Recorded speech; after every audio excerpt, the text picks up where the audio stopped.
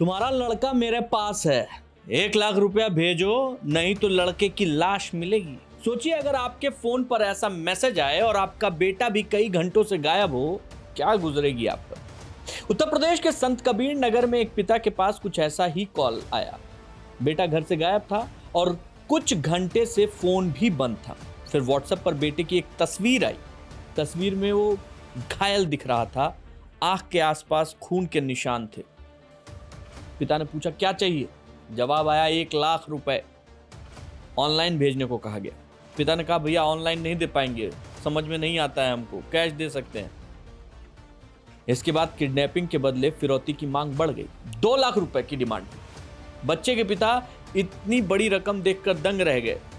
छोटा मोटा काम करते थे, रात करीब 11 बज चुके थे। किससे पैसे मंगाते, क्या करते, उन्होंने तुरंत पुलिस को सूचना दे दी। पुलिस ने जांच शुरू की तो कुछ घंटों में लड़के की लोकेशन मिल गई। लेकिन जब पुलिस वहां पहुंची तो पूरी कहानी ही पलट गई। कोई किडनैपर ही नहीं था, लड़का बिल्कुल सुरक्षित था। पुलिस के मुताबिक उसने खुद अपने अपहरण की फर्जी कहानी बनाई थी। एआई की मदद से आंख के आसपास चेहरे पर खून लगी तस्वीर तैयार की और पिता से पैसे मांगने के पीछे ऑनलाइन गेमिंग से जुड़ा कर्ज बताया। भांजे के मोबाइल से अपने पिता के मोबाइल पर कुछ फोटो भेजी गई एवं व्हाट्सएप मैसेज पर 1 लाख रुपए की मांग की गई। इसके संबंध में तत्काल मुकदमा पंजीकृत कर सीडीआर एवं सीसीटीवी की मदद से टीमों के द्वारा बालक को मात्र 2 घंटे में सकुशल बरामद कर परिवार के सुपुर्द किया गया। पूछताछ में यह सामने आया कि बालक जो खुद ही ऑनलाइन गेम खेलने का आदी है, उसके द्वारा ऑनलाइन गेमिंग में पैसा लगाने हेतु खुद को अपहरित बताकर अपने पिता को एआई जनरेटेड फोटो भेजी गई एवं 1 लाख रुपए की मांग की गई एवं किसी और के द्वारा पैसे की मांग नहीं की गई। यानी गेम के लिए पैसे चाहिए थे।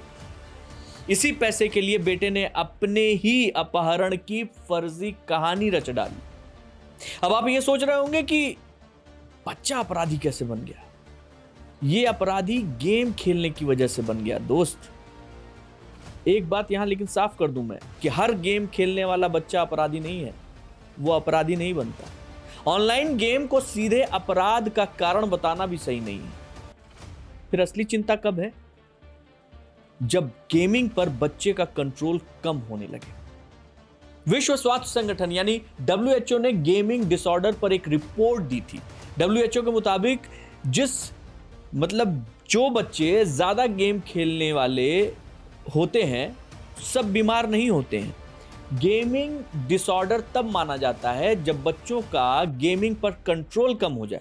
मतलब उस बच्चे के लिए जरूरी कामों से ज्यादा जब गेम खास हो जाए, यानी गेम की लत से वो अपने जरूरी काम जैसे खाना है, पीना है, पढ़ाई करनी है, सोना है, खेलना है, ये सब इग्नोर करने लगे। ऐसे में उन लोगों की पढ़ाई, परिवार, नींद, रोजाना की दिनचर्या सब पर असर पड़ने लगता है, तो ये गेमिंग डिसऑर्डर माना जाता है। ऐसे में सवाल उठता है कि क्या ऐसे गेम हमारे बच्चों को अपराधी बना रहे हैं? कहना यह सही नहीं होगा, क्योंकि पबजी या कोई और भी गेम सीधे बच्चों को अपराधी नहीं बनाता, बल्कि पहले बच्चों को इन गेम्स की लत लगती है, फिर कुछ पैसे खर्च करने लगते हैं, धीरे धीरे पैसा ज्यादा खर्च होने लगता है और माता पिता डांटने लगते हैं।